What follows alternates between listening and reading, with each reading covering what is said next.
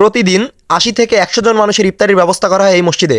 জি হ্যাঁ, আসসালামু আলাইকুম, হ্যালো এভরিওয়ান, কি অবস্থা সবাই কেমন আছেন? তো আমি আপনাদের দোয়া এবং ভালোবাসায় অনেক ভালো আছি। তো যাই হোক গাইজ, আজকে গিয়েছিলাম আমি এবং আমার ছোট্ট গোলুমলু ভাতিজাকে নিয়ে আমার ছোট্টবেলার সবচাইতে প্রিয় বন্ধু শাকিলের ইফতারিতে অ্যাটেন্ড করতে। আর ওদের ইফতারিটা হয়েছিল আজকে দুধগাড়ি বৃন্দাবনপুর মসজিদে। আর আমার বাসা থেকে ওদের মসজিদটা একটু দূরে হয়, যার কারণে ভাতিজাকে নিয়ে হেঁটে হেঁটেই রওনা দিয়েছিলাম। শাকিল আমাকে বিকাল থেকে ফোন দেওয়া শুরু করছে, তাড়াতাড়ি চলে আসো, তাড়াতাড়ি চলে আসো। তো যাওয়ার পরে ইফতারি সকল প্লেটার ঠিক মতো সাজাইলাম এবং মানুষজন আসতেছিল। তারপরে দোয়া মাহফিল শুরু হলো অ্যান্ড দেন তার কিছুক্ষণ পরেই ইফতারির টাইম হয়ে যায়। আমি প্রথমে খেজুর মুখে দেই, দেন খেজুর মুখে দেওয়ার পরে তারপরে শরবতটা মুখে দেই। আর আমার সাথে ছিল শাকিল, মাসুম, রিপন এবং আমাদের নাটোরের সবচাইতে বড় টেক এক্সপার্ট কাউসার টেক। যাই হোক, আলহামদুলিল্লাহ ইফতারটা সফল হয়েছে, কারণ হচ্ছে প্রচুর মানুষজন আসছিল। আমরা যেটা তার চাইতেও বেশি মানুষ হয়েছে এবং প্রত্যেককেই যে ঠিক মতো ইফতারটা করাইতে পারছি, এটাই আলহামদুলিল্লাহ খুবই খুশি লাগতেছিল আমাদের। সারাদিন রোজা রেখে যখন কোনো ইফতার মাহফিলে অ্যাটেন্ড করি এবং ওই ইফতার মাহফিলে প্রচুর পরিমাণে লোকজন থাকে, তখন খুবই ভালো লাগে। তো যাই হোক, আমাদের শাহিন ভাই ছিল, আমাদের শাহিন ভাই